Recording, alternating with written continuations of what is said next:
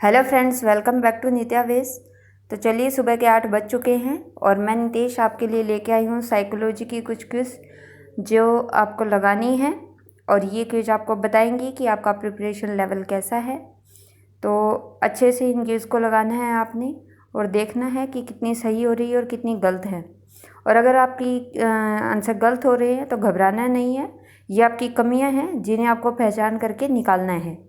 तो सुबह के टाइम में अपनी कमियों को देखिए और सारे दिन उसको निकालने में लगा दीजिए। तो फर्स्ट क्वेश्चन है, अनुबंधन के गोचर की शुरुआत डैश के द्वारा की गई थी। ऑप्शंस है पावलोव, कॉलर, लेविन या थार्नडाइक। तो इसका राइट आंसर क्या होगा? अनुबंधन के गोचर की शुरुआत किसके द्वारा की गई थी?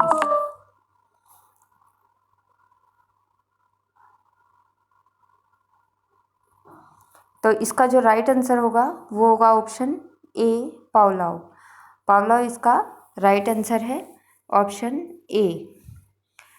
तो पावलोव के द्वारा अनुबंधन के गोचर की शुरुआत की गई है और पावलोव की थ्योरी भी अनुबंधन के बारे में बात करती है। नेक्स्ट क्वेश्चन, सीखने का क्लासिकल कंडीशनिंग सिद्धांत प्रतिपादित किया था। जो क्लासिकल कंडीशनिंग जो सिद्धांत है ये किसने प्रतिपादित किया था? ऑप्शंस है थार्नडाइक, पावलोव, स्किनर या कोलबर्ग। तो जो क्लासिकल कंडीशनिंग का जो सिद्धांत है वो किसने दिया? तो इसका राइट आंसर गैस कीजिए। ऑप्शंस आपके सामने हैं। तो इसका जो राइट आंसर, आई थिंक आपने गैस कर लिया होगा आंसर।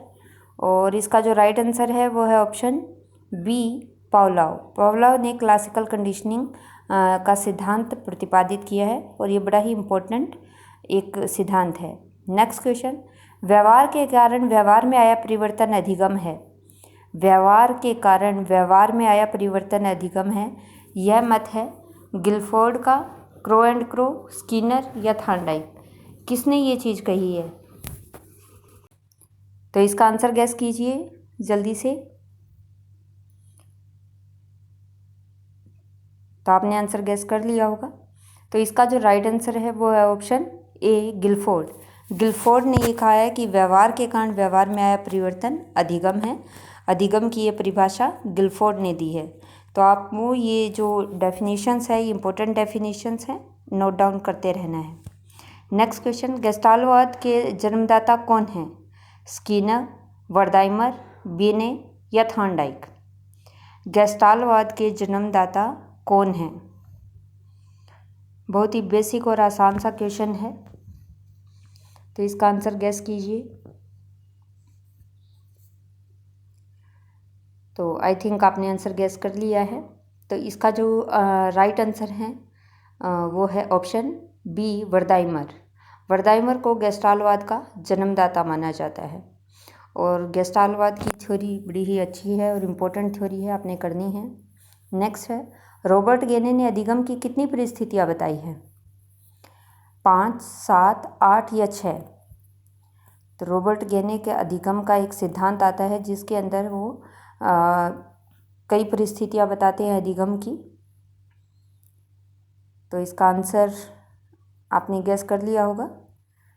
तो इसका जो राइट आंसर है वो है ऑप्शन सी, 8। रॉबर्ट गेने ने अधिगम की 8 परिस्थितियाँ बताई हैं और उनके अनुसार अधिगम की ये व्यक्ति करता है। तो ये बड़ी ही छोटी सी और इम्पोर्टेंट थ्योरी है। नेक्स्ट है, किसी व्यक्ति का अधिगम होता है बचपन तक, किशोरावस्था तक, प्रौढ़ावस्था तक या जीवन पर्यंत। तो समझ पे आधारित क्वेश्चन है और अधिगम का ये बेसिक अधिगम की जो सिद्धांत है उसका ये एक तरह का क्वेश्चन है। तो आपको अधिगम के बारे में ये बेसिक नॉलेज होनी चाहिए। तो आई थिंक आपने आंसर गैस कर लिया है। तो इसका जो राइट आंसर है वो है ऑप्शन डी, जीवन पर्यंत। अधिगम है वो व्यक्ति के जीवन पर्यंत चलता है। व्यक्ति पूरे जीवन पर्यंत कुछ ना कुछ सीखता रहता है। नेक्स्ट क्वेश्चन, एक बालक पहाड़े सीख कर उसका उपयोग गुणा और भाग करने में करता है। अधिगम स्थानांतरण के जिस प्रकार का यह उदाहरण है?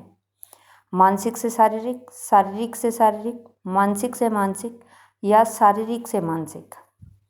तो बहुत ही ईजी क्वेश्चन है, फटाफट से आपने उसका उत्तर आपको आ गया होगा।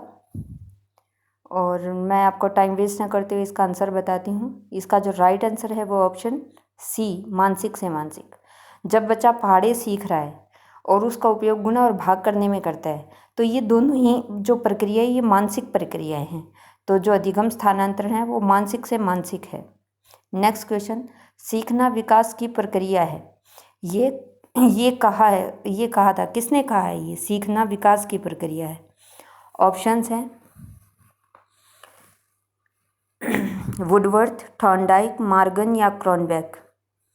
तो किसने ये परिभाषा दी है अधिगम के बारे में? तो इसका जो राइट आंसर है वो है ऑप्शन ए, वुडवर्थ। वुडवर्थ ने कहा है कि सीखना विकास की प्रक्रिया है।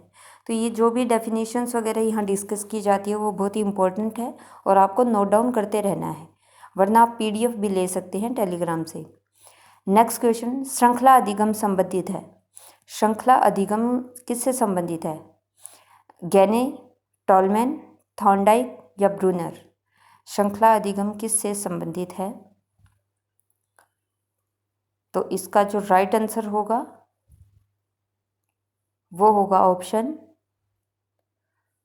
ऑप्शन ए, गैने श्रृंखला अधिगम से संबंधित है। इन्होंने ही श्रृंखला अधिगम की थ्योरी या सिद्धांत हम कह सकते हैं, श्रृंखला अधिगम के बारे में गैने ने बताया था। तो चलिए, ये आज के क्वेश्चंस थे।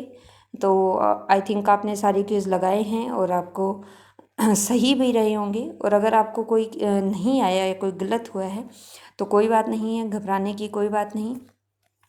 ये आपकी तैयारी का प्रिपरेशन लेवल बता रही है। कोई भी गलत है तो उसे अपनी कॉपी में नोट डाउन कीजिए, अपनी लर्निंग की जो कमी है उसको निकालिए, उसके बारे में सोचिए। और अभी दिन की शुरुआत हुई है तो सारे दिन को मेहनत करने में लगा दीजिए। आप मेहनत करेंगे तो सफलता आपके कदम ज़रूर चूमेगी। और पॉजिटिव रहकर मेहनत कीजिए, घबराइए मत। एग्ज़ाम में अभी टाइम है, जितना भी है उतने में मेहनत कीजिए तो आपको सफलता निश्चित रूप से मिलेगी ही मिलेगी। तो इसी के साथ मिलते हैं नेक्स्ट वीडियो में। Till then keep practicing. Thank you.